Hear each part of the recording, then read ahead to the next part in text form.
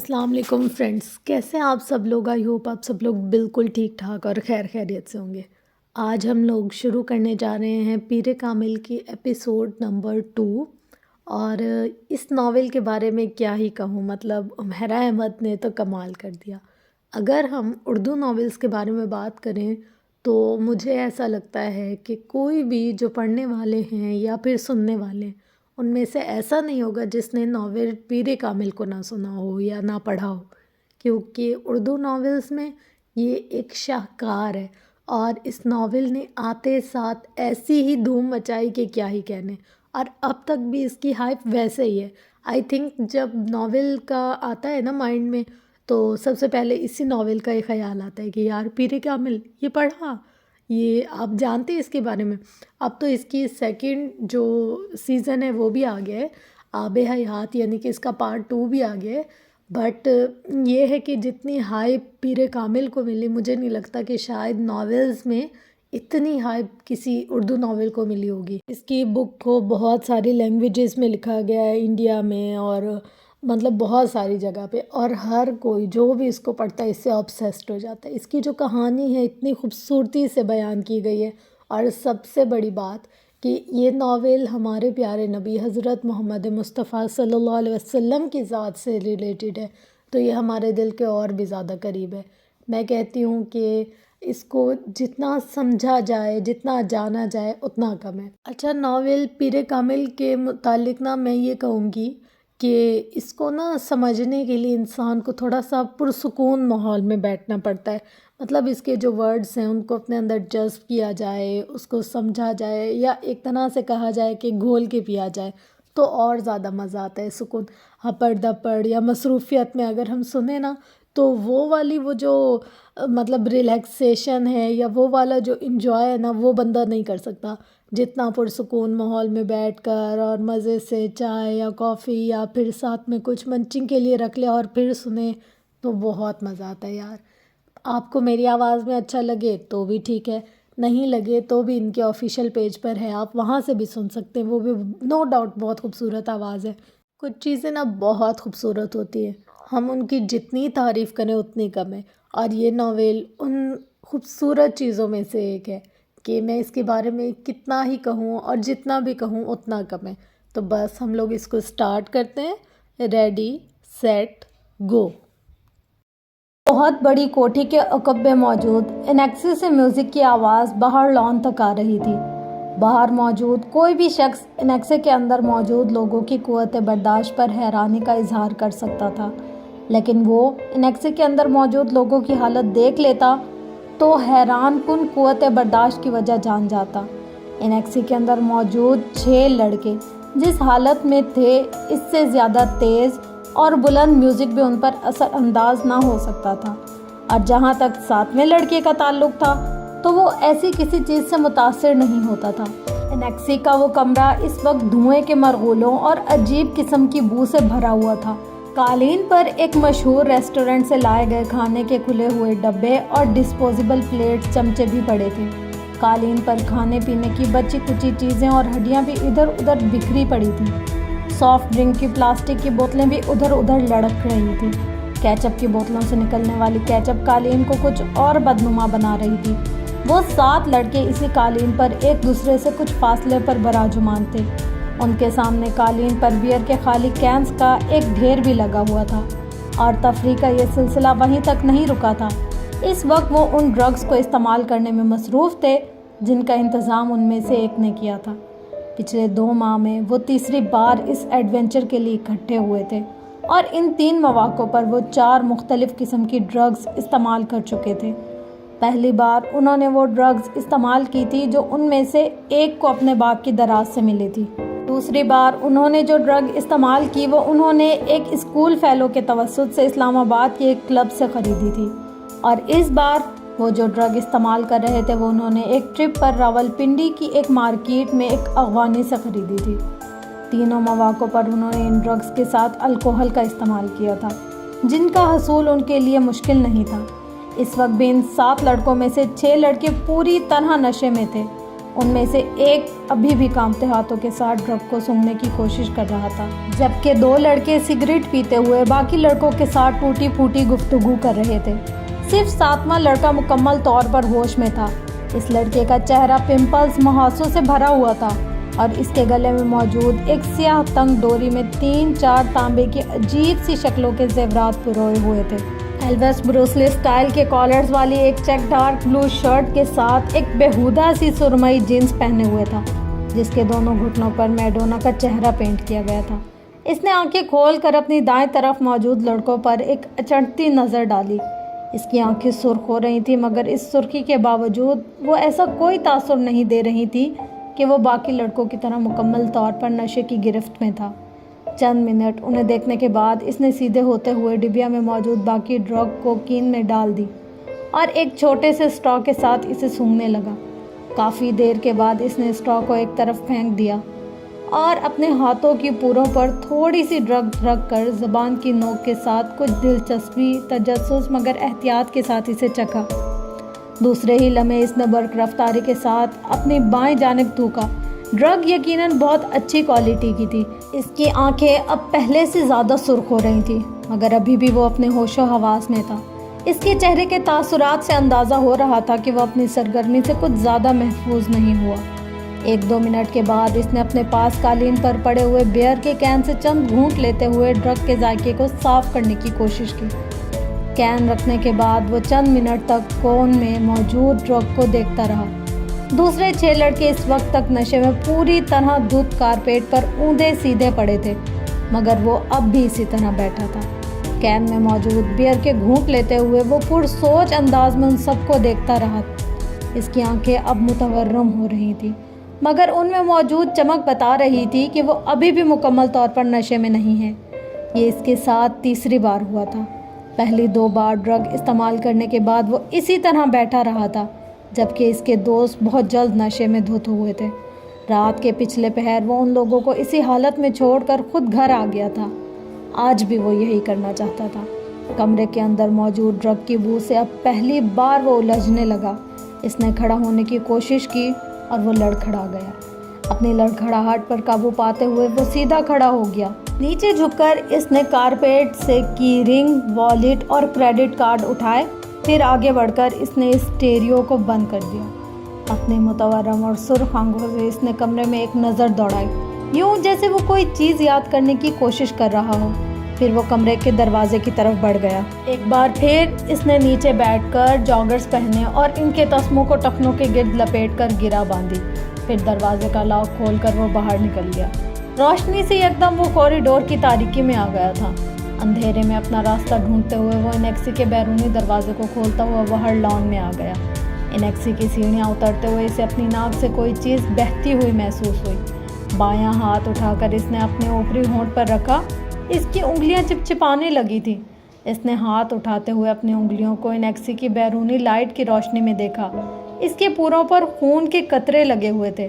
اس نے اپنے ٹراؤزر کی جیکٹ کو ٹٹولتے ہوئے اندر سے ایک رومال برآمد کیا اور اپنی پوروں پر لگا ہوا خون صاف کیا۔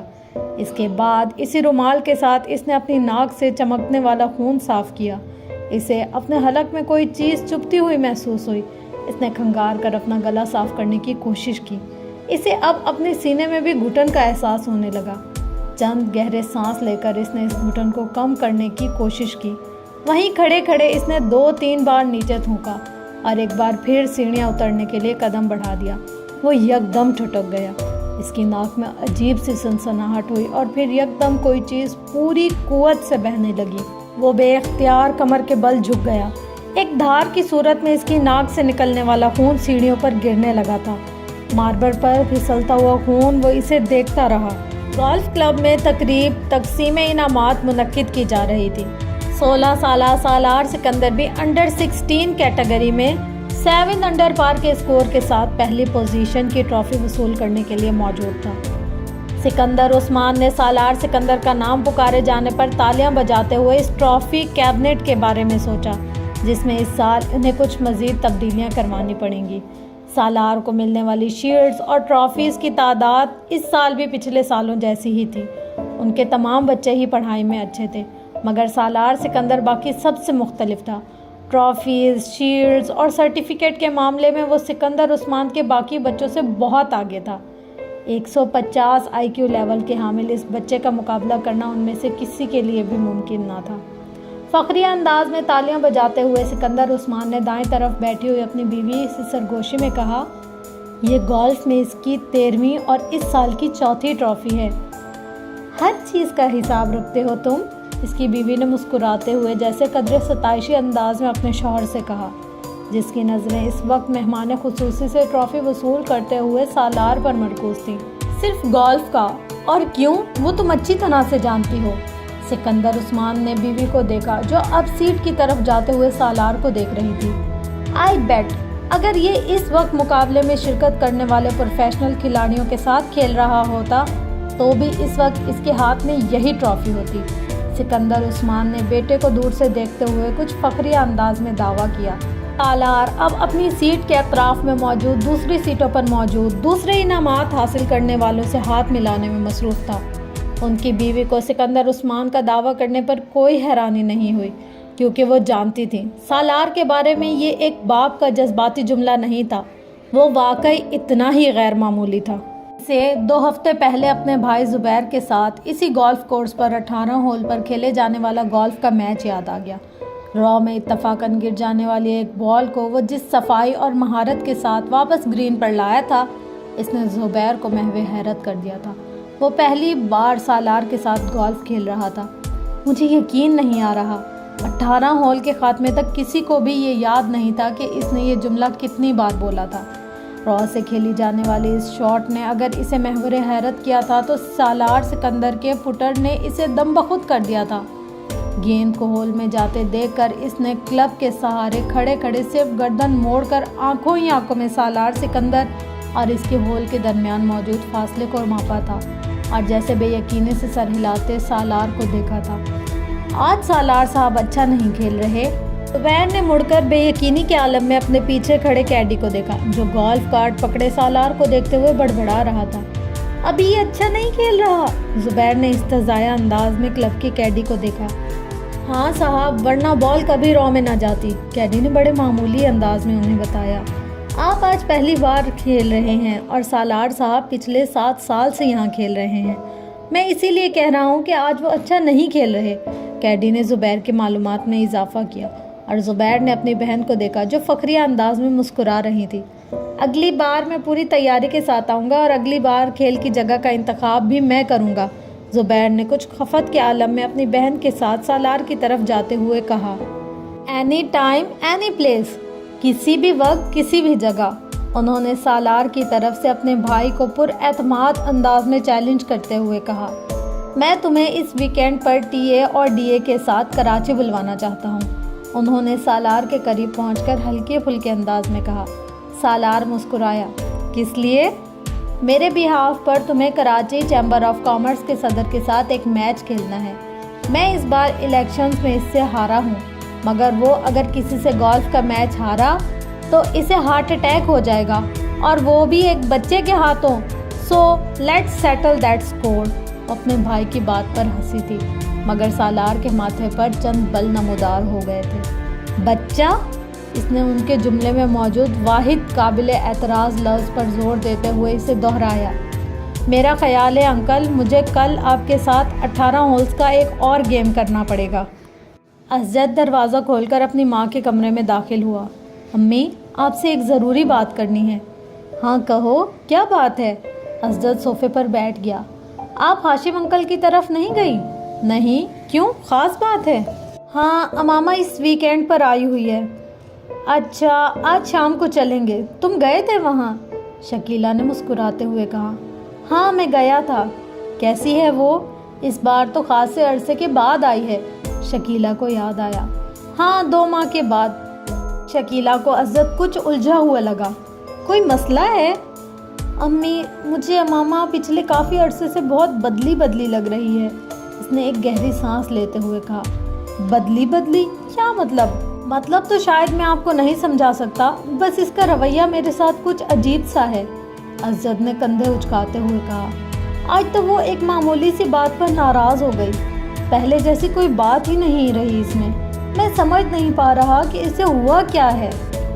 تمہیں وہم ہو گیا ہے اسجد، اس کا رویہ کیوں بدلنے لگا؟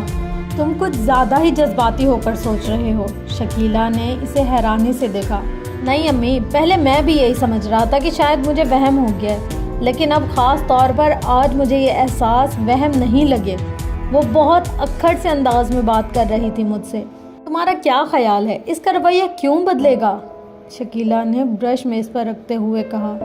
یہ تو مجھے نہیں پتا۔ تم نے اس سے پوچھا؟ ایک بار نہیں، کئی بار۔ پھر؟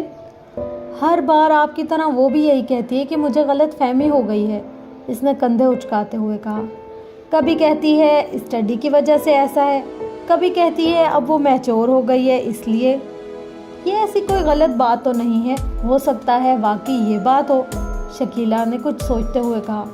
امی، بات سنجیدگی کی نہیں ہے، مجھے لگتا ہے وہ مجھ سے کترانے لگی ہے، اسجد نے کہا۔ تم فضول باتیں کر رہے ہو اسجد، میں نہیں سمجھتی کہ ایسی کوئی بات ہوگی۔ ویسے بھی تم دونوں تو بچپن سے ایک دوسرے کو جانتے ہو، ایک دوسرے کی عادات سے واقف ہو۔ شکیلہ کو بیٹے کے خدشات بالکل بے معنی لگے۔ ظاہر ہے عمر کے ساتھ کچھ تبدیلیاں آ ہی جاتی ہیں، اب بچے تو رہے نہیں تم لوگ، تم معمولی باتوں پر پریشان ہونے کی عادت چھوڑ دو، انہوں نے بیٹے کو سمجھاتے ہوئے کہا۔ ویسے بھی ہاشم بھائی اگلے سال اس کی شادی کر دینا چاہتے ہیں، وہ کہہ رہے تھے کہ وہ بعد میں اپنی تعلیم مکمل کرتی رہے گی، کم از کم وہ تو اپنے فرض سے سبکدوش ہو جائیں، شکیلہ نے انکشاف کیا۔ انکل نے ایسا کہا؟ اسجد چونکا۔ کئی بار کہا ہے، میرا خیال ہے وہ لوگ تو تیاریاں بھی کر رہے ہیں، اسجد نے ایک اطمینان بھرا سانس لیا۔ ہو سکتا ہے امامہ اسی وجہ سے قدرے پریشان ہو۔ ہاں ہو سکتا ہے، بہرحال یہی صحیح ہے، اگلے سال شادی ہو جانی چاہیے، اسجد نے کچھ مطمئن ہوتے ہوئے کہا۔ وہ 16-17 سال کا ایک دبلا پتلا مگر لمبا لڑکا تھا، اس کے چہرے پر بلوغت کا وہ گہرا رواں نظر آ رہا تھا جسے ایک بار بھی شیو نہیں کیا گیا تھا، اور اس روئے کی وجہ سے اس کی چہرے کی معصومیت برقرار رکھا ہوا تھا۔ وہ اسپورٹ شارٹس اور ایک ڈھیلی ڈھالی شرٹ پہنے ہوئے تھا، اس کے پیروں میں کاٹن کی جرابیں اور جاگرز تھے۔ چنگم چباتے ہوئے اس کی آنکھوں میں ایک عجیب طرح کی بے چینی اور اضطراب تھا۔ وہ اس وقت ایک پرہجوم سڑک کے بیچوں بیچ ایک ہیوی ڈیوٹی موٹر سائیکل پر بیٹھا ہوا تیزی سے تقریباً اسے اڑا کر لے جا رہا تھا۔ وہ کسی قسم کے ہیلمٹ کے بغیر تھا اور بہت ریش انداز میں موٹر سائیکل کو چلا رہا تھا۔ اس نے 2 دفعہ سگنل توڑا، 3 دفعہ خطرناک طریقے سے کچھ گاڑیوں کو اوورٹیک کیا، 4 دفعہ بائک چلاتے چلاتے اس کا اگلا پہیہ اٹھا دیا اور کتنی ہی دور تک صرف ایک پہیے پر بائک چلاتا رہا۔ 2 دفعہ دائیں بائیں دیکھے بغیر اس نے برق رفتاری سے اپنی مرضی کا ٹرن لیا، 1 دفعہ وہ زگ زیگ انداز میں بائک چلانے لگا، 6 دفعہ اس نے پوری رفتار سے بائک چلاتے ہوئے اپنے دونوں پاؤں اٹھا دیے، پھر یکدم اسی رفتار سے بائک چلاتے ہوئے اس نے 1 وے کی خلاف ورزی کرتے ہوئے اس لین کو توڑا اور دوسری لین میں سناٹے کے ساتھ گھس گیا۔ سامنے سے آتی ٹریفک کی بریکیں یکدم چرچرانے لگی۔ اس نے فل اسپیڈ سے بائک چلاتے ہوئے یکدم ہینڈل پر سے اپنے ہاتھ ہٹا دیے، بائک پوری رفتار کے ساتھ سامنے سے آنے والی گاڑی سے ٹکرائی۔ وہ ایک جھٹکے کے ساتھ ہوا میں بلند ہوا اور پھر کسی چیز پر گرا، اسے اندازہ نہیں ہوا، اس کا ذہن تاریک ہو چکا تھا۔ وہ دونوں لڑکے اسٹیج پر ایک دوسرے کے بالمقابل روسٹرم کے پیچھے کھڑے تھے، مگر ہال میں موجود اسٹوڈنٹ کی نظر ہمیشہ کی طرح ان میں سے ایک پر مرکوز تھی۔ وہ دونوں ہیڈ بوائز کے انتخاب کے لیے کنونسنگ کر رہے تھے اور وہ پروگرام بھی اس کا ایک حصہ تھا۔ دونوں کے روسٹرم پر ایک ایک پوسٹر لگا تھا، جن میں سے ایک پر ووٹ فار سالار اور دوسرے پر ووٹ فار فیضان لکھا تھا۔ اس وقت فیضان ہیڈ بوائے بن جانے کے بعد اپنے ممکنہ اقدامات کا اعلان کر رہا تھا، جبکہ سالار پوری سنجیدگی کے ساتھ اسے دیکھنے میں مصروف تھا۔ فیضان اسکول کا سب سے اچھا مقرر تھا اور اس وقت بھی وہ اپنے جوش خطابت کے کمال دکھانے میں مصروف تھا اور اسی برٹش لہجے میں بات کر رہا تھا جس کے لیے وہ مشہور تھا۔ بہترین ساؤنڈ سسٹم کی وجہ سے اس کی آواز اور انداز دونوں خاصے متاثر کن تھے۔ ہال میں سکوت طاری تھا اور یہ خاموشی صرف اسی وقت ٹوٹتی جب فیضان کے سپورٹر اس کے کسی اچھے جملے پر داد دینا شروع ہوتے، ہال یکدم تالیوں سے گونج اٹھتا۔ آدھے گھنٹے کے بعد جب وہ اپنے ووٹ کی اپیل کرنے کے بعد خاموش ہوا تو ہال میں اگلے کئی منٹ تک تالیاں اور سیٹیاں بجتی رہیں۔ ان تالیوں میں خود سالار سکندر بھی شامل تھا۔ فیضان نے ایک فاتحانہ نظر ہال پر اور سالار پر ڈالی اور اسے تالیاں بجاتے دیکھ کر اس نے گردن کے ہلکے سے اشارے سے اسے سراہا۔ سالار سکندر آسان حریف نہیں تھا، یہ وہ اچھی طرح جانتا تھا۔ اسٹیج سیکریٹری اب سالار کے لیے اناؤنسمنٹ کر رہا تھا۔ تالیوں کی گونج میں سالار نے بولنا شروع کر دیا۔ Good morning friends. وہ ایک لہجہ ٹھہرا۔ فیضان اکبر ایک مقرر کے طور پر یقیناً ہمارے اسکول کا اثاثہ ہے۔ میں یا دوسرا کوئی بھی ان کے مقابلے میں کسی اسٹیج پر کھڑا نہیں ہو سکتا۔ وہ ایک لمحے کے لیے رکا۔ اس نے فیضان کے چہرے کو دیکھا جس پر ایک فخریہ مسکراہٹ ابھری تھی، مگر سالار کے جملے کے باقی حصے نے اگلے لمحے اس کی مسکراہٹ کو غائب کر دیا۔ اگر معاملہ صرف باتیں بنانے کا ہو تو ہال میں ہلکی سی کھلکھلاہٹیں ابھری۔ سالار کے لہجے کی سنجیدگی برقرار تھی، مگر ہیڈ بوائے اور مقرر میں بہت فرق ہوتا ہے۔ مقرر کو باتیں کرنی ہوتی ہیں، ہیڈ بوائے کو کام کرنا ہوتا ہے۔ دونوں کے درمیان ٹاکر اور ڈوئر کا فرق ہوتا ہے، اور گریٹ ٹاکر اور ناٹ گریٹ ڈوئر۔ سالار کے سپورٹر کی تالیوں سے ہال گونج اٹھا۔ میرے پاس فیضان اکبر جیسے خوبصورت لفظوں کی روانی نہیں ہے، اس نے اپنی بات جاری رکھی۔ میرے پاس صرف میرا نام ہے اور میرا متاثر کن ریکارڈ، اور مجھے کنونسنگ کے لیے لفظوں کی کوئی دریا نہیں بہانے، مجھے صرف الفاظ کہنے ہیں۔ وہ ایک بار پھر رکا۔ Trust me and vote for me. مجھ پر اعتماد کریں اور مجھے ووٹ دیں۔ اس نے شکریہ ادا کرتے ہوئے جس وقت اپنے مائک کو آف کیا، اس وقت ہال تالیوں سے گونج رہا تھا۔ 1 منٹ 40 سیکنڈ میں وہ اسی نپے تلے اور کیلکولیٹڈ انداز میں بولا تھا جو اس کا خاصہ تھا، اور اسی 1.5 منٹ میں فیضان کا تختہ کر دیا تھا۔ اس ابتدائی تعارف کے بعد دونوں امیدواروں سے سوال و جواب کا سلسلہ شروع ہوا تھا۔ سالار سکندر ان جوابات میں بھی اتنے ہی اختصار سے کام لے رہا تھا جتنا اس نے اپنی تقریر میں لیا تھا۔ اس کا سب سے طویل جواب 4 جملوں پر مشتمل تھا، جبکہ فیضان کا سب سے مختصر جواب بھی 4 جملوں پر مشتمل نہیں تھا۔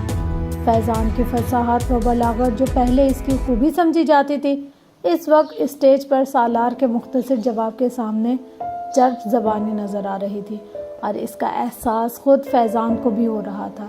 جس سوال کا جواب سالار ایک لفظ یا ایک جملے میں دیتا، اس کے لیے فیضان کو عادتاً تمہید باندھنی پڑتی، اور سالار کا اپنی تقریر میں اس کے بارے میں کیا ہوا یہ تبصرہ وہاں موجود اسٹوڈنٹ کو کچھ اور صحیح محسوس ہوا تھا۔ ایک مقرر صرف باتیں کر سکتا ہے۔ سالار سکندر کو ہیڈ بوائے کیوں ہونا چاہیے؟ سوال کیا گیا۔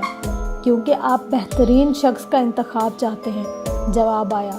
کیا یہ جملہ خود ستائشی نہیں ہے؟ اعتراض کیا گیا۔ نہیں، یہ جملہ خود شناسی ہے۔ اعتراض کو رد کر دیا گیا۔ خود ستائشی اور خود شناسی میں کیا فرق ہے؟ ایک بار پھر چپتے ہوئے لہجے میں پوچھا گیا۔ وہی جو فیضان اکبر اور سالار سکندر میں ہے، سنجیدگی سے کہا گیا۔ اگر آپ کو ہیڈ بوائے نہ بنایا تو آپ کو کیا فرق پڑے گا؟ فرق مجھے نہیں، آپ کو پڑے گا۔ کیسے؟ اگر بہترین آدمی کو ملک کا لیڈر نہ بنایا جائے تو فرق قوم کو پڑتا ہے، اس بہترین آدمی کو نہیں۔ آپ اپنے آپ کو بہترین آدمی کہہ رہے ہیں؟ ایک بار پھر اعتراض کیا گیا۔ کیا اس ہال میں کوئی ایسا ہے جو خود کو برے آدمی کے ساتھ ایکویٹ کرے؟ ہو سکتا ہے ہو، پھر میں اس سے ملنا چاہوں گا۔ ہال میں ہنسی کی آواز ابھری۔ ہیڈ بوائے بننے کے بعد سالار سکندر جو تبدیلیاں لائے گا، اس کے بارے میں بتائیں۔ تبدیلی بتائی نہیں جاتی، دکھائی جاتی ہے، اور یہ کام ہیڈ بوائے بننے سے پہلے نہیں کر سکتا۔ چند اور سوال کیے گئے، پھر اسٹیج سیکریٹری نے حاضرین میں سے ایک آخری سوال لیا۔ وہ ایک سری لنکن لڑکا تھا جو کچھ شرارتی انداز میں مسکراتے ہوئے کھڑا ہوا۔ اگر آپ میرے ایک سوال کا جواب دے دیں تو میں اور میرا پورا گروپ آپ کو ووٹ دے گا۔ سالار اس کی بات پر مسکرا دیا۔ جواب دینے سے پہلے میں جاننا چاہوں گا کہ آپ کے گروپ کے لوگ کتنے ہیں؟ اس نے پوچھا۔ 6، اس لڑکے نے کہا۔ سالار نے سر ہلایا۔ اوکے، سوال کریں۔ آپ کو کچھ حساب کتاب کرتے ہوئے مجھے بتانا ہے کہ اگر ہم 2,67,895 میں 9,52,852 کو جمع کریں پھر اس میں 3,99,999 کو تفریق کریں، پھر اس میں 92,9292 کو جمع کریں اور اسے پھر وہ سری لنکن لڑکا ٹھہر کر ایک کاغذ پر لکھا ہوا ایک سوال پوچھ رہا تھا۔ 6 کے ساتھ ضرب دیں، پھر اسے 2 کے ساتھ تقسیم کریں اور جواب میں 4,92,359 کو جمع کریں تو کیا جواب آئے گا؟ وہ لڑکا اپنی بات مکمل نہ کر سکا۔ 81,42,473 برق رفتاری کے ساتھ سالار نے جواب دیا۔ اس لڑکے نے کاغذ پر ایک نظر دوڑائی اور پھر کچھ بے یقینی سے سر ہلاتے ہوئے تالیاں بجانے لگا۔ فیضان اکبر کو اس وقت اپنا آپ ایک ایکٹر سے زیادہ نہیں لگا۔ پورا ہال اس لڑکے کے ساتھ تالیاں بجانے میں مصروف تھا۔ فیضان اکبر کو وہ پورا پروگرام ایک مذاق محسوس ہونے لگا۔ 1 گھنٹے کے بعد جب وہ سالار سکندر سے پہلے اس اسٹیج سے اترا تو وہ جانتا تھا کہ وہ مقابلے سے پہلے ہی مقابلہ ہار چکا تھا۔ 150 کے IQ لیول والے اس لڑکے سے اسے زندگی میں اس سے پہلے کبھی اتنا حسد محسوس نہیں ہوا۔ امامہ آپ لاہور کب جائیں گی؟ وہ اپنے نوٹس کو دیکھتے ہوئے چونکی۔ سر اٹھا کر اس نے سعد کو دیکھا۔ وہ سائیکل کی رفتار کو اب بالکل آہستہ کیے اس کے گرد چکر لگا رہا تھا۔ کل؟ کیوں؟ تم کیوں پوچھ رہے ہو؟ امامہ نے اپنی فائل بند کرتے ہوئے کہا۔ جب آپ چلی جاتی ہیں تو میں آپ کو بہت مس کرتا ہوں، وہ بولا۔ کیوں؟ امامہ نے مسکراتے ہوئے پوچھا۔ کیونکہ آپ مجھے اچھی لگتی ہیں اور آپ میرے لیے بہت سے کھلونے لاتی ہیں اور آپ مجھے سیر کروانے لے جاتی ہیں اور آپ میرے ساتھ کھیلتی ہیں، اس لیے اس نے تفصیلی جواب دیا۔ آپ مجھے اپنے ساتھ لاہور نہیں لے جا سکتی؟ امامہ اندازہ نہیں کر سکتی تھی یہ تجویز تھی یا سوال۔ میں کیسے لے جا سکتی ہوں؟ میں تو خود ہاسٹل میں رہتی ہوں، تم کیسے رہو گے وہاں؟ امامہ نے کہا۔ سعد سائیکل چلاتے ہوئے کچھ سوچنے لگا، پھر اس نے کہا تو پھر آپ جلدی یہاں آیا کریں۔ اچھا جلدی آیا کروں گی، امامہ نے مسکراتے ہوئے کہا۔ تم ایسا کیا کرو کہ مجھ سے فون پر بات کر لیا کرو، میں فون کر لیا کروں گی تمہیں۔ ہاں ٹھیک ہے۔ سعد کو اس کی تجویز پسند آئی۔ سائیکل کی رفتار میں اضافہ کرتے ہوئے وہ لان کے لمبے لمبے چکر کاٹنے لگا۔ امامہ بے دہانی کے عالم میں اسے دیکھنے لگی۔ وہ اس کا بھائی نہیں تھا۔ 10 سالہ سعد 5 سال پہلے ان کے گھر آیا تھا۔ کہاں سے آیا تھا اس کے بارے میں وہ نہیں جانتی، کیونکہ اسے اس کے بارے میں اس وقت کوئی تجسس نہیں ہوا تھا، مگر کیوں لایا گیا تھا یہ وہ اچھی طرح جانتی تھی۔ سعد اب 10 سال کا تھا اور وہ گھر میں بالکل گھل مل گیا تھا۔ امامہ سے وہ سب سے زیادہ مانوس تھا۔ امامہ کو اس پر اکثر ترس آتا تھا۔ ترس کی وجہ اس کا لاوارث ہونا نہیں تھا، ترس کی وجہ اس کا مستقبل تھا۔ اس کے 2 چچاؤں اور ایک تایا کے گھر بھی اس وقت اسی طرح کے گود لیے ہوئے بچے پل رہے تھے۔ وہ ان کے مستقبل پر بھی ترس کھانے پر مجبور تھی۔ فائل ہاتھ میں پکڑے سائیکل پر لان میں گھومتے ہوئے سعد پر نظریں جمائے وہ کسی گہری سوچ میں ڈوبی ہوئی تھی۔ اسے دیکھتے ہوئے وہ اس طرح کی بہت سی سوچوں میں الجھ جاتی تھی، مگر اس کے پاس کوئی حل نہیں تھا۔ وہ اس کے لیے کچھ نہیں کر سکتی تھی۔ وہ چاروں اس وقت لاہور کے ریڈ لائٹ ایریا میں موجود تھے۔ ان کی عمریں 18-19 سال کے لگ بھگ تھی اور اپنے حلیے سے وہ چاروں اپر کلاس کے لگتے تھے، مگر وہاں نہ ان کی عمر کی کوئی نمایاں کر دینے والی چیز تھی، نہ ہی اپر کلاس سے تعلق رکھنے کی امتیازی خصوصیت، کیونکہ وہاں پر ان میں سے بھی کم عمر لڑکے آتے تھے اور اپر کلاس اس علاقے کے مستقل کسٹمر میں شامل تھی۔ چاروں لڑکے ریڈ لائٹ ایریا کی ٹوٹی ہوئی گلیوں سے گزرتے جا رہے تھے۔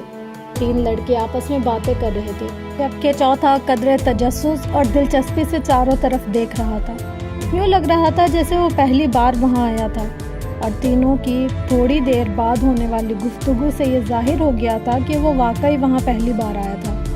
گلی کے دونوں اطراف میں کھلنے والے دروازوں میں بناؤ سنگھار کیے نیم اوریا کپڑوں میں ملبوس ہر عمر اور ہر شکل کی عورت کھڑی تھی۔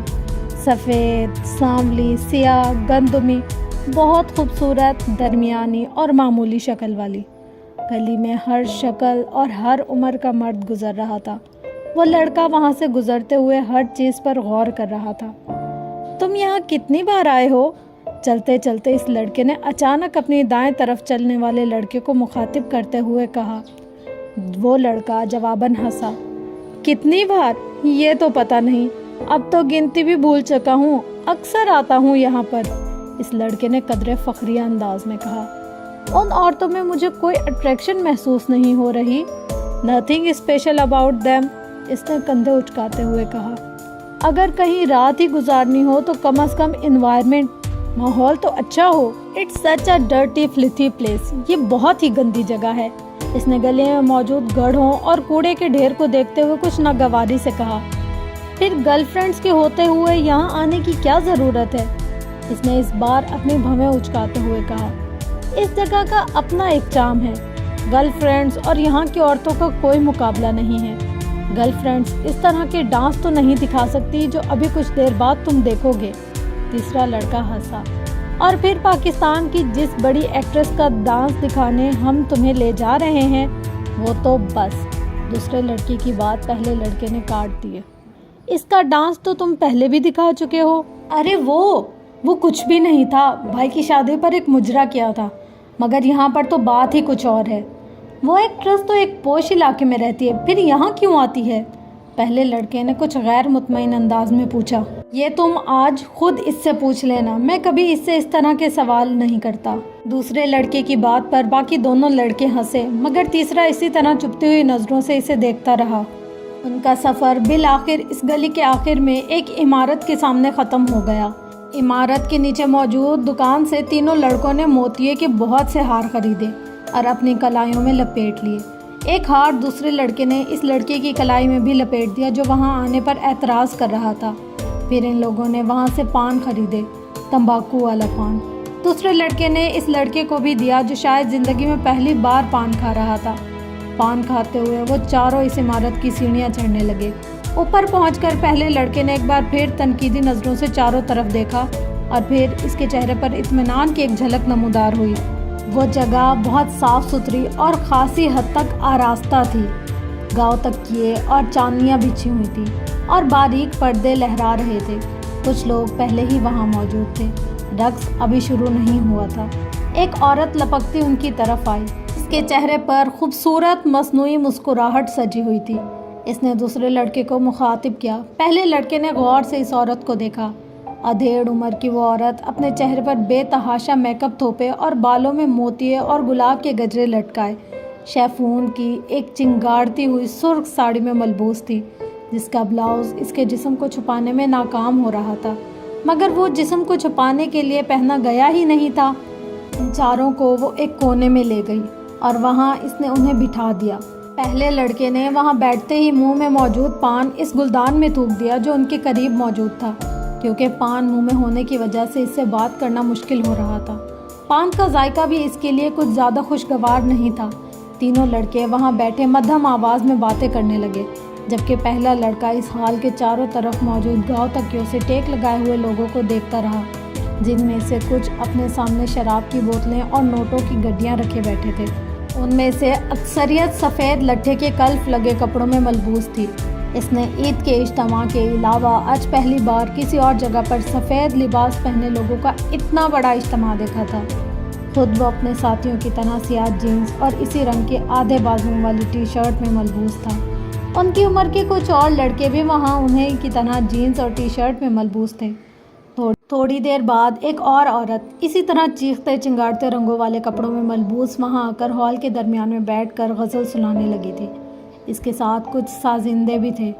2 غزلیں سنانے اور اپنے اوپر اچھالے جانے والے کچھ نوٹ اٹھا کر وہ خاصی خوش اور مطمئن واپس چلی گئی، اور اس کے جانے کے فوراً بعد ہی فلم انڈسٹری کی وہ ایکٹریس ہال میں داخل ہوئی، اور ہال میں موجود ہر مرد کی نظر اس سے جیسے چپک کر رہ گئی تھی۔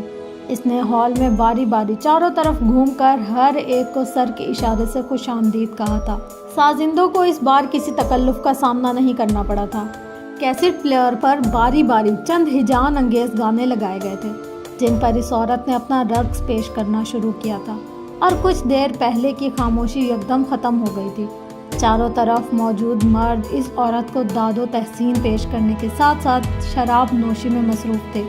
ان میں سے کچھ جو زیادہ جوش میں آ رہے تھے وہ اٹھ کر اس ایکٹریس کے ساتھ ڈانس میں مصروف ہو جاتے تھے۔ ہال میں واحد شخص جو اپنی جگہ پر کسی حرکت کے بغیر بے تاثر چہرے کے ساتھ بیٹھا تھا وہ وہی لڑکا تھا، مگر اس کے باوجود یہ اندازہ لگانا مشکل نہیں تھا کہ وہ اس ایکٹریس کے رقص سے خاصا محفوظ ہو رہا ہے۔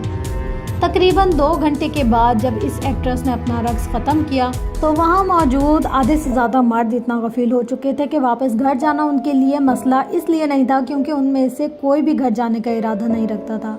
وہ سب وہاں رات گزارنے آئے تھے۔ ان چاروں نے بھی رات وہاں گزاری۔ اگلے دن وہاں سے واپسی پر گاڑی میں اس دوسرے لڑکے نے جمائی لیتے ہوئے پہلے لڑکے سے پوچھا جو اس وقت لاپرواہی سے گاڑی سے باہر دیکھنے میں مصروف تھا، کیسا رہا یہ تجربہ؟ اچھا تھا، پہلے لڑکے نے کندھے اچکاتے ہوئے کہا۔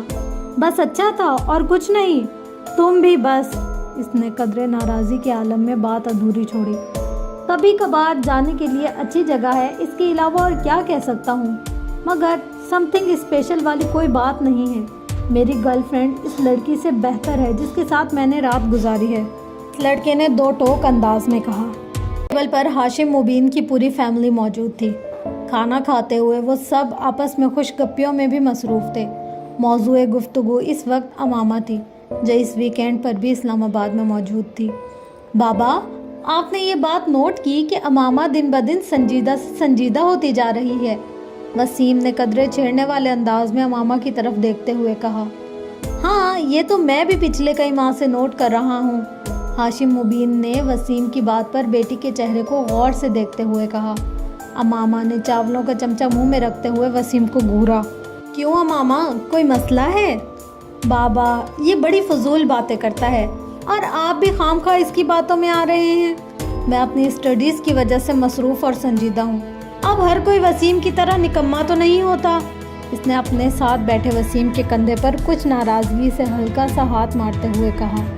بابا، آپ ذرا اندازہ کریں، میڈیکل کی شروع کے سالوں میں اس کا یہ حال ہے تو جب یہ ڈاکٹر بن جائے گی تب اس کا کیا حال ہوگا؟ وسیم نے امامہ کی تنبیہ کی پرواہ نہ کرتے ہوئے اس کا مذاق اڑایا۔ سالوں گزر جایا کریں گے مس امامہ، ہاشم کو مسکراتے ہوئے۔ ڈائننگ ٹیبل پر موجود لوگوں کے چہروں پر مسکراہٹ دوڑ گئی۔ ان دونوں کے درمیان نوک جھوک ہمیشہ رہتی تھی۔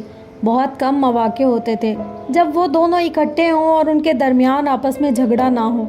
مستقل بنیادوں پر ہوتے رہنے والے ان جھگڑوں کے باوجود امامہ کی سب سے زیادہ دوستی بھی وسیم کے ساتھ ہی تھی۔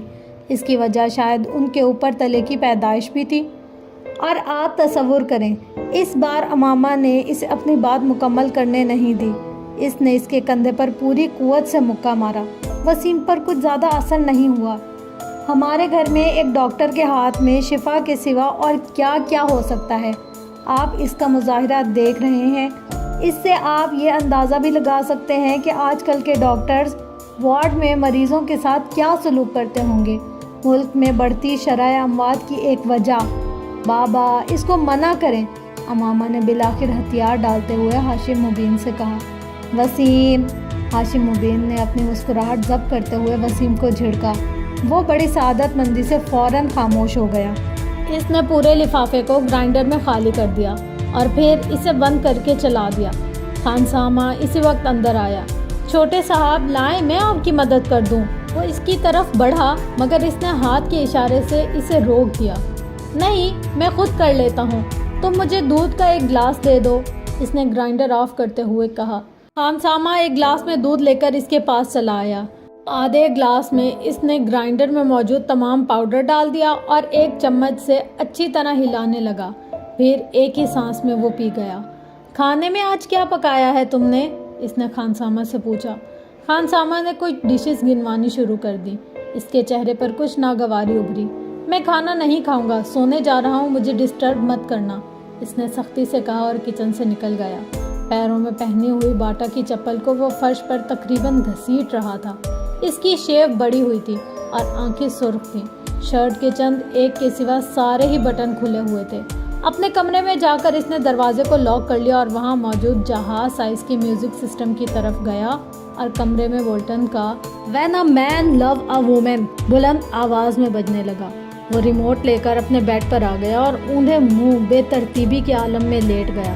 اس کا ریموٹ والا بایاں ہاتھ بیڈ سے نیچے لٹک رہا تھا اور مسلسل ہل رہا تھا۔ اس کے دونوں پاؤں بھی میوزک کے ساتھ گردش میں تھے۔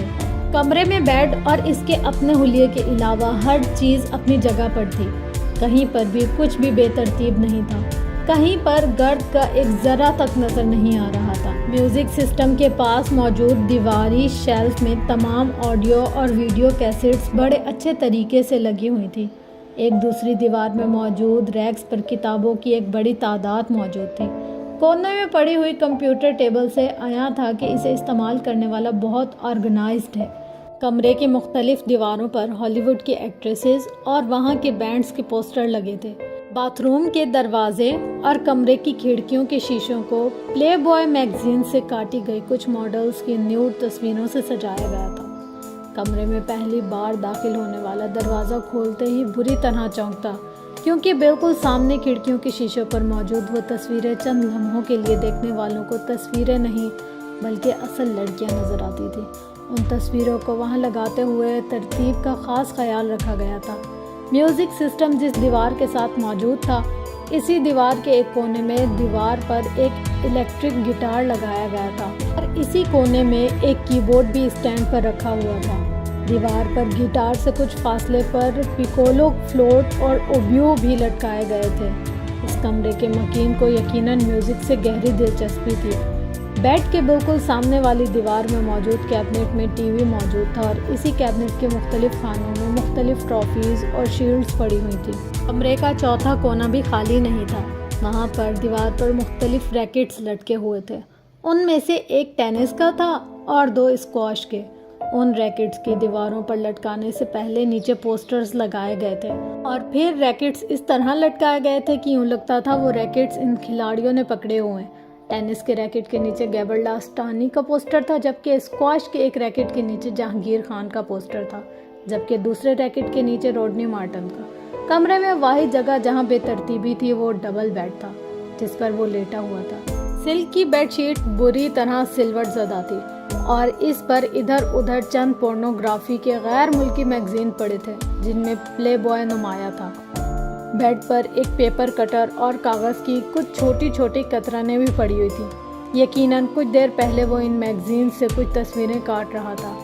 چنگمز کے کچھ ریپرز بھی تڑے مڑے بیڈ پر پڑے تھے۔ ڈن ہل کا ایک پیکٹ اور لائٹر بھی ایش ٹرے کے ساتھ بیڈ پر ہی پڑا تھا، جبکہ سلک کی سفید چمکدار بیڈ شیٹ پر کئی جگہ ایسے نشان تھے جیسے وہاں پر سگریٹ کی راکھ بھی تھی۔ کافی کا ایک خالی مگ بھی بیڈ پر پڑا ہوا تھا اور اس کے پاس ایک ٹائی اور رسٹ واچ بھی تھی۔ ان سب چیزوں سے کچھ فاصلے پر سرہانے ایک موبائل پڑا تھا جس پر ایک دم کوئی کال آنے لگی تھی۔ بیڈ پر اونڈے منہ لیٹا ہوا وہ نوجوان اب شاید نیند کے عالم میں تھا، کیونکہ موبائل کی بیپ پر اس نے سر اٹھائے بغیر اپنا دایاں ہاتھ بیڈ پر ادھر ادھر پھیرتے ہوئے جیسے موبائل تلاش کرنے کی کوشش کی، مگر موبائل اس کی رسائی سے بہت دور تھا۔ اس پر مسلسل کال آ رہی تھی۔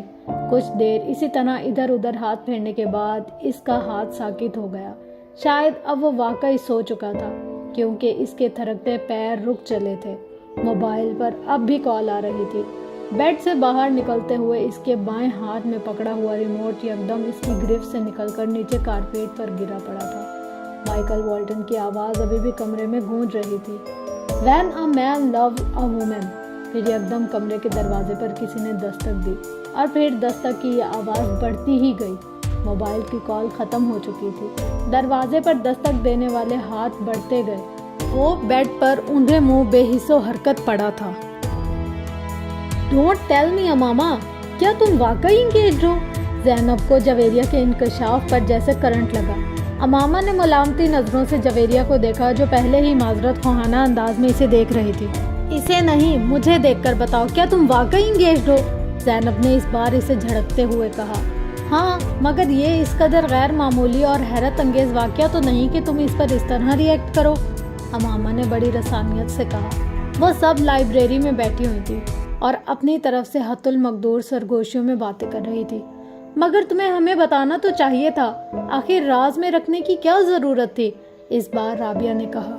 راز میں تو نہیں رکھا، بس یہ کوئی اتنا اہم واقعہ نہیں تھا کہ تمہیں بتاتی، اور پھر تم لوگوں سے میری دوستی تو اب ہوئی ہے، جبکہ اس منگنی کو کئی سال گزر چکے ہیں، اماما نے وضاحت کرتے ہوئے کہا۔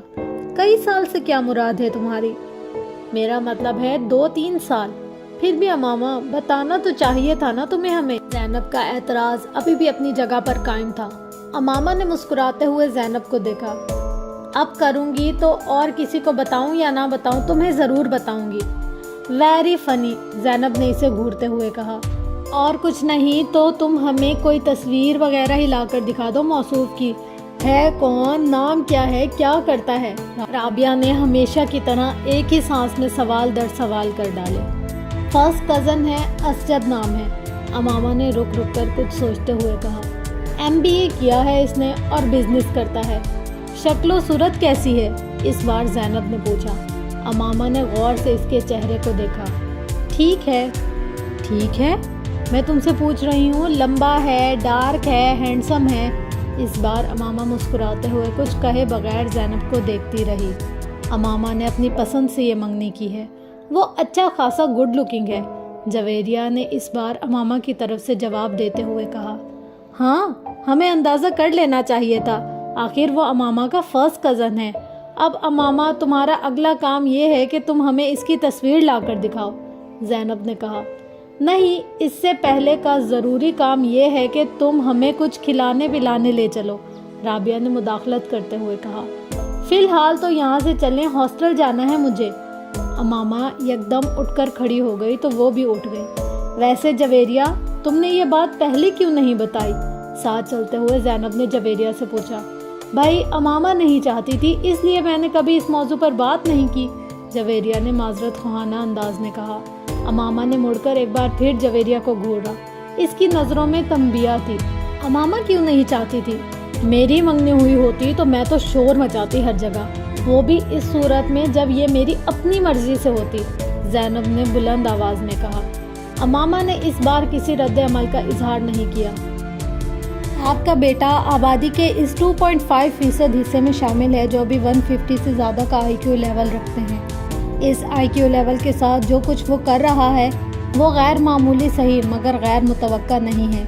اس غیر ملکی اسکول میں سالار کو جاتے ہوئے ابھی صرف 1 ہفتہ ہوا تھا جب سکندر عثمان اور ان کی بیوی کو وہاں بلوایا گیا تھا۔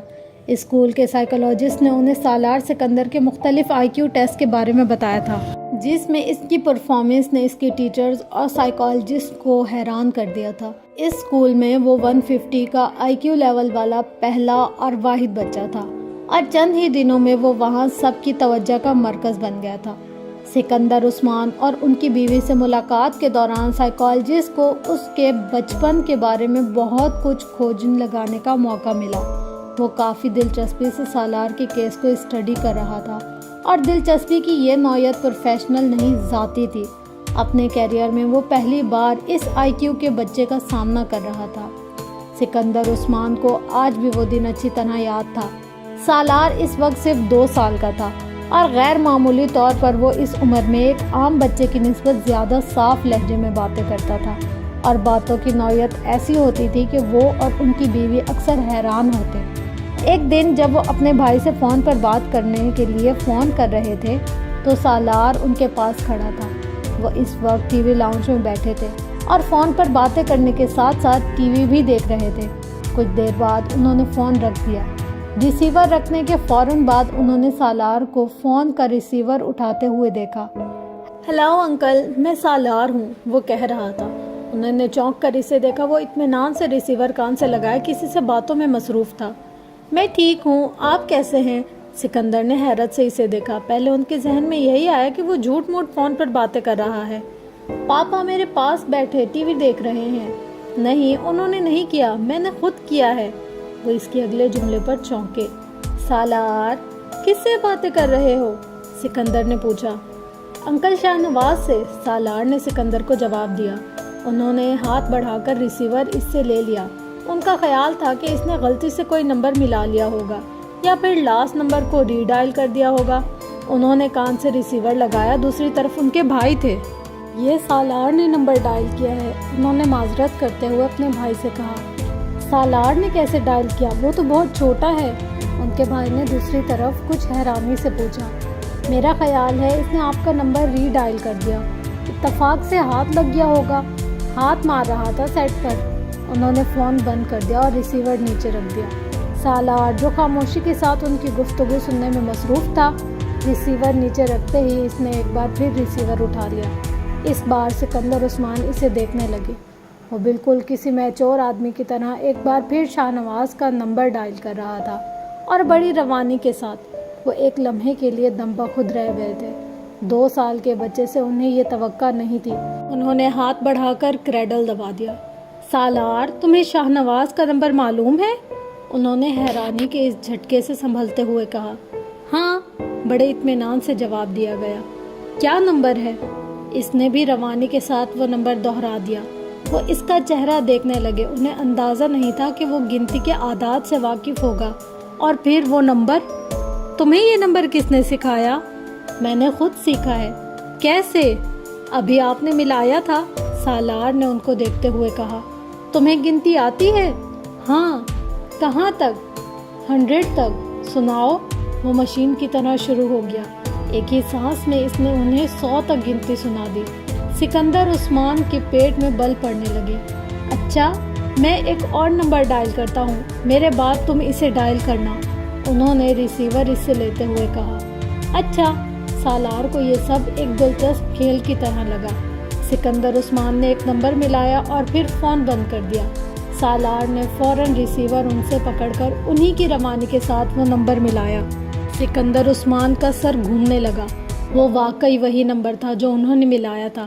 انہوں نے یک کے بعد دیگر کئی نمبر ملائے اور پھر سالار سے وہی نمبر ملانے کے لیے کہا۔ وہ کوئی غلطی کیے بغیر وہی نمبر ملاتا رہا۔ وہ یقیناً فوٹوگرافک میموری رکھتا تھا۔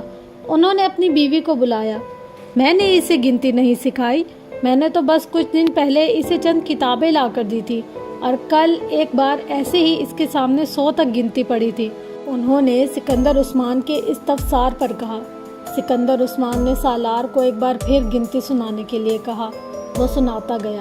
ان کی بیوی ہکا بکا اسے دیکھتی رہی۔ دونوں میاں بیوی کو یہ اندازہ ہو گیا تھا کہ ان کا بچہ ذہنی اعتبار سے غیر معمولی صلاحیتیں رکھتا ہے، اور یہی وجہ تھی کہ ان دونوں نے باقی بچوں کی نسبت اسے جلد ہی اسکول میں داخل کروا دیا تھا، اور اسکول میں بھی وہ اپنے غیر معمولی صلاحیتوں کی وجہ سے بہت جلد دوسروں کی نظر میں آ گیا تھا۔ اس بچے کو آپ کی خاص توجہ کی ضرورت ہے۔ عام بچوں کی نسبت ایسے بچے زیادہ حساس ہوتے ہیں۔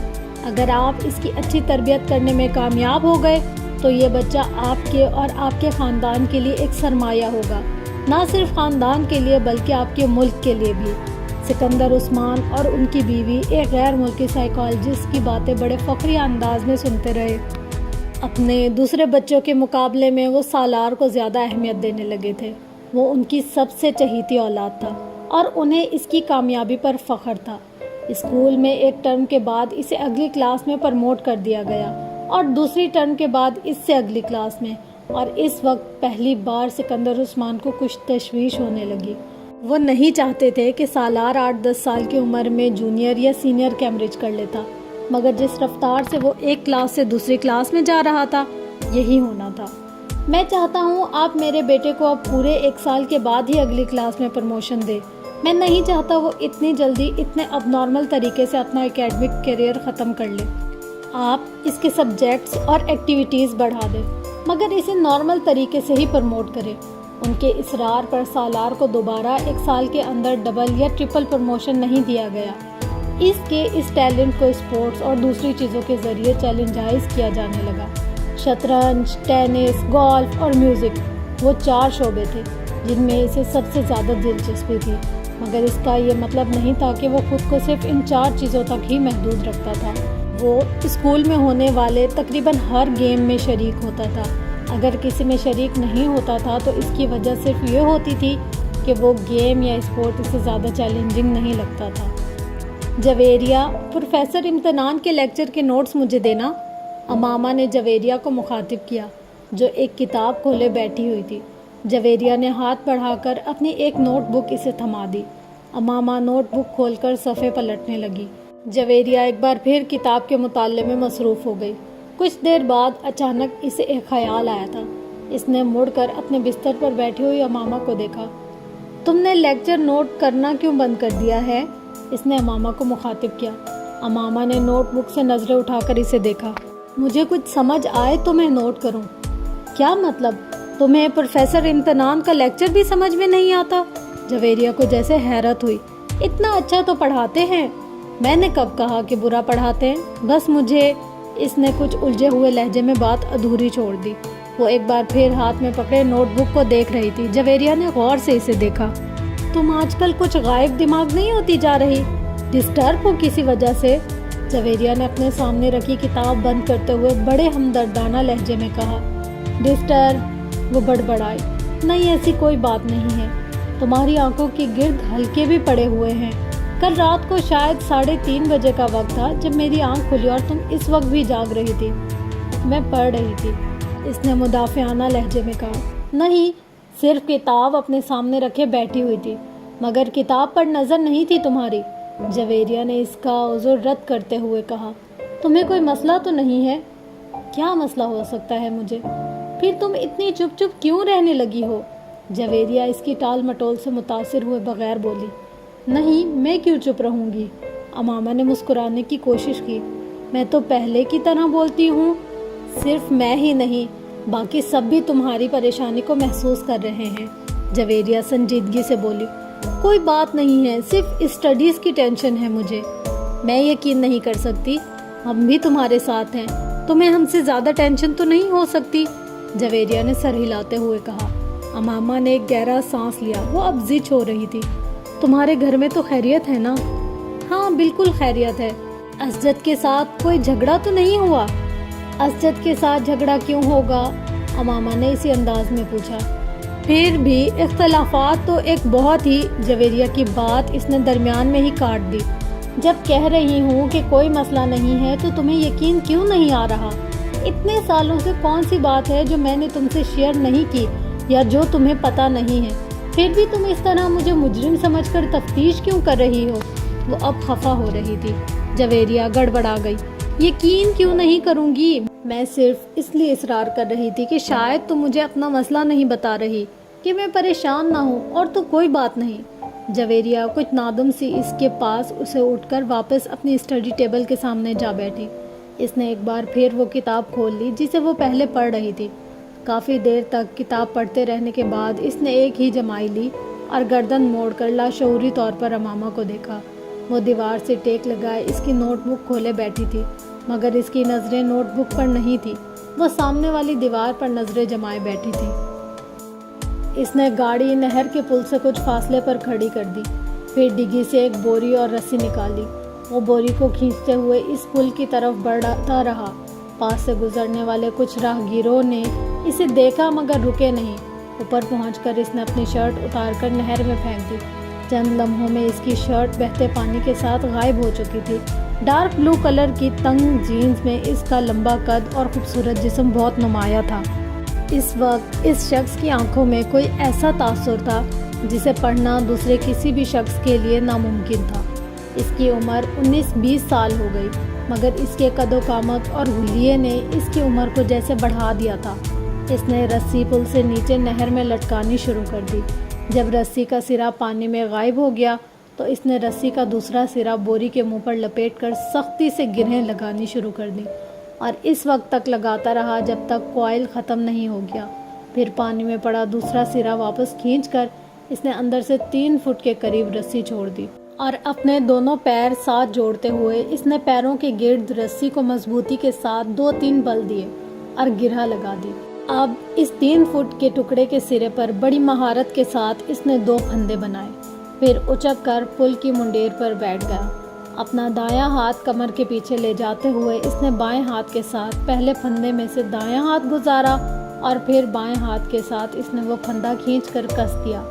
اس کے بعد اس نے کمر کے پیچھے ہاتھ کے ساتھ دوسرے پھندے میں سے بایاں ہاتھ گزارا اور دائیں ہاتھ سے اسے کس دیا۔ اس کے چہرے پر اطمینان بھری مسکراہٹ نمودار ہوئی۔ ایک گہرا سانس لیتے ہوئے اس نے پشت کے بل خود کو منڈیر سے نیچے گرا دیا۔ ایک جھٹکے کے ساتھ اس کا سر پانی سے ٹکرایا اور کمر تک کا حصہ پانی میں ڈوب گیا۔ پھر رسی ختم ہو گئی۔ اب وہ اسی طرح لٹکا ہوا تھا۔ اس کے بازو پشت پر بندھے ہوئے تھے اور کمر تک کا دھڑ پانی کے اندر تھا۔ بوری میں موجود وزن یقیناً اس کے وزن سے زیادہ تھا۔ یہی وجہ تھی کہ بوری اس کے ساتھ نیچے نہیں آئی، وہ اسی طرح لٹک گیا۔ اس نے اپنا سانس روکا ہوا تھا۔ پانی کے اندر اپنا سر جاتے ہی اس نے آنکھیں کھول کے رکھنے کی کوشش کی مگر ناکام رہا۔ پانی گدلا تھا اور اس میں موجود مٹی اس کی آنکھوں میں چبھنے لگی۔ اس نے آنکھیں بند کر لیں۔ اس کے پھیپھڑے اب جیسے پھٹنے لگے تھے۔ اس نے یکدم سانس لینے کی کوشش کی اور پانی منہ اور ناک سے اس کے جسم کے اندر داخل ہونے لگا۔ وہ اب بری طرح پھڑپڑا رہا تھا، مگر نہ وہ اپنے بازوؤں کو استعمال کر کے خود کو سطح پر لا سکتا تھا اور نہ ہی اپنے جسم کو اٹھا سکتا تھا۔ اس کے جسم کی پھڑپڑاہٹ آہستہ آہستہ دم توڑ رہی تھی۔ چند لوگوں نے اسے پل سے نیچے گرتے دیکھا اور چیختے ہوئے اس کی طرف بھاگے۔ رسی ابھی تک ہل رہی تھی۔ ان لوگوں کی سمجھ میں نہیں آ رہا تھا کہ وہ کیا کریں۔ پانی کے نیچے ہونے والی حرکت اب دم توڑ رہی تھی۔ اس کی ٹانگیں اب بالکل بے جان نظر آ رہی تھی۔ پل پر کھڑے لوگ خوف کے عالم میں اس بے جان وجود کو دیکھ رہے تھے۔ پل پر موجود ہجوم بڑھ رہا تھا۔ نیچے پانی میں موجود وجود ابھی بھی ساکت تھا۔ صرف پانی اسے حرکت دے رہا تھا، کسی پینڈولم کی طرح، آگے پیچھے آگے پیچھے۔ اماما جلدی سے تیار ہو جاؤ، رابعہ نے الماری سے اپنا ایک سوٹ نکال کر بیڈ پر پھینکتے ہوئے کہا۔ اماما نے قدرے حیرانی سے اسے دیکھا۔ کس لیے تیار ہو جاؤں؟ بھائی شاپنگ کے لیے جا رہے ہیں، ساتھ چلو، رابعہ نے اسی تیز رفتاری کے ساتھ استری کا پلگ نکالتے ہوئے کہا۔ نہیں، مجھے کہیں نہیں جانا، اس نے ایک بار پھر اپنی آنکھوں پر اپنا بازو رکھتے ہوئے کہا۔ وہ اپنے بستر پر لیٹی ہوئی تھی۔ کیا مطلب ہے مجھے کہیں نہیں جانا؟ تم سے پوچھ کون رہا ہے؟ تمہیں بتا رہے ہیں، رابعہ نے اسی لہجے میں کہا۔ اور میں نے بتایا کہ میں کہیں نہیں جا رہی، اس نے آنکھوں سے بازو ہٹائے بغیر کہا۔ زینب بھی چل رہی ہے ہمارے ساتھ، پورا گروپ جا رہا ہے، فلم بھی دیکھیں گے واپسی پر، رابعہ نے پورا پروگرام بتاتے ہوئے کہا۔ اماما نے ایک لہجے کے لیے اپنی آنکھوں سے بازو ہٹا کر اسے دیکھا۔ زینب بھی جا رہی ہے؟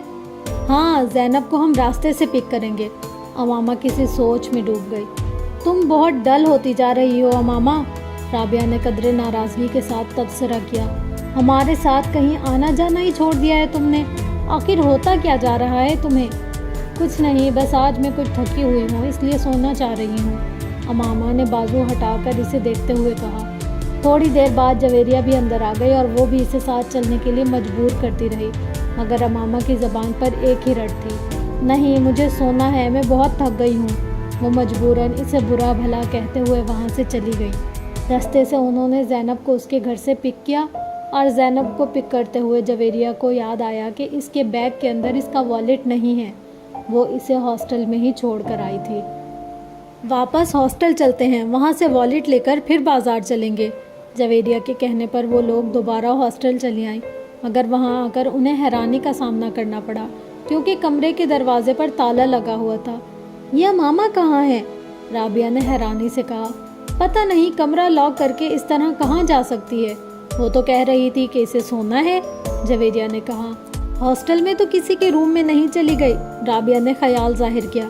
وہ دونوں اگلے کئی منٹ ان واقف لڑکیوں کے کمرے میں جاتی رہیں جن سے ان کی ہیلو ہائی تھی، مگر اماما کا کہیں پتہ نہیں تھا۔ کہیں ہاسٹل سے باہر تو نہیں گئی؟ رابعہ کو اچانک خیال آیا۔ آؤ وارڈن سے پوچھ لیتے ہیں، جویریہ نے کہا۔ وہ دونوں وارڈن کے پاس چلے آئے۔ ہاں، اماما کچھ دیر پہلے باہر گئی ہے، وارڈن نے ان کی انکوائری پر بتایا۔ جویریہ اور رابعہ ایک دوسرے کا منہ دیکھنے لگی۔ وہ کہہ رہی تھی کہ شام کو آئے گی، وارڈن نے انہیں مزید بتایا۔ وہ دونوں وارڈن کے کمرے سے نکل آئیں۔ یہ گئی کہاں ہے؟ ہمارے ساتھ تو جانے سے انکار کر دیا تھا کہ اسے سونا ہے اور وہ تھکی ہوئی ہے اور اس کی طبیعت خراب ہے، اور اب اس طرح غائب ہو گئی ہے، رابعہ نے الجھتے ہوئے انداز میں کہا۔ رات کو وہ قدرے لیٹ واپس آئیں اور جس وقت وہ واپس آئیں اماما کمرے میں موجود تھی۔ اس نے مسکراتے ہوئے ان دونوں کا استقبال کیا۔ لگتا ہے خاصی شاپنگ ہوئی ہے آج، اس نے دونوں کے ہاتھوں میں پکڑے ہوئے شاپرز کو دیکھتے ہوئے کہا۔ ان دونوں نے اس کی بات کا جواب میں کچھ بھی نہیں کہا، بس شاپرز رکھ کر اسے دیکھنے لگی۔ تم کہاں گئی ہوئی تھی؟ جویریہ نے اس سے پوچھا۔ اماما کو جیسے ایک جھٹکا لگا۔ میں اپنا والیٹ لینے واپس آئی تھی تو تم یہاں نہیں تھی، کمرہ لاک تھا، جویریہ نے اسی انداز میں کہا۔ میں تم لوگوں کے پیچھے گئی تھی؟ کیا مطلب؟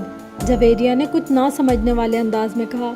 تمہارے نکلنے کے بعد میرا ارادہ بدل گیا تھا، میں یہاں سے زینب کی طرف گئی کیونکہ تم لوگوں کو اسے پک کرنا تھا، مگر اس کے چوکیدار نے بتایا کہ تم لوگ پہلے ہی وہاں سے نکل گئے ہو، پھر میں وہاں سے واپس آ گئی، بس رستے میں کچھ کتابیں لی تھی میں نے، اماما نے کہا۔ دیکھو تم سے پہلے کہا تھا کہ ہمارے ساتھ چلو، مگر اس وقت تم نے فوراً انکار کر دیا، بعد میں بے وقوفوں کی طرح پیچھے چل پڑی۔ ہم لوگ تو مشکوک ہو گئے تھے تمہارے بارے میں۔ رابعہ نے کچھ اطمینان سے ایک شاپر کھولتے ہوئے کہا۔ امامہ نے کوئی جواب نہیں دیا، وہ صرف مسکراتے ہوئے ان دونوں کو دیکھ رہی تھی۔ وہ دونوں اب اپنے شاپر کھولتے ہوئے خریدی ہوئی چیزیں اسے دکھا رہی تھی۔